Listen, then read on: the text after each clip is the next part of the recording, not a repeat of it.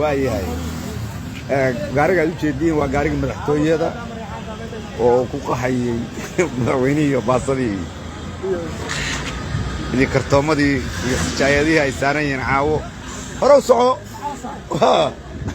madaxweyne waxaan fiirinaynaa baabuurka madaxweynaha jamhuuriyadda federaalka soomaaliya maxamed cabdullahi farmaajo gaarigiisu ku guurayo baasadii u saaran tahay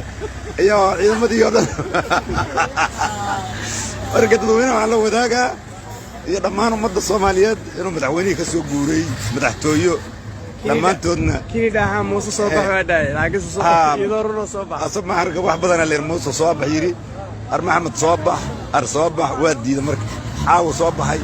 sijaayadii waa soo rarteen hatta kartoomada faaraqa waa la soo rartay caaw wuu ka soo guuray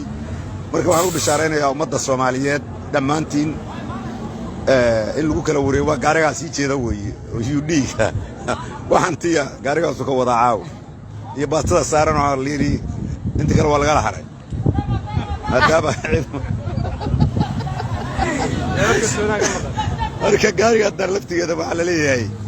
raashinka ciidanka weeye marka ciidamada laftigooda hadda waxay rabaan inay yiraahdiin garaamkeeni weeye insha Allah marka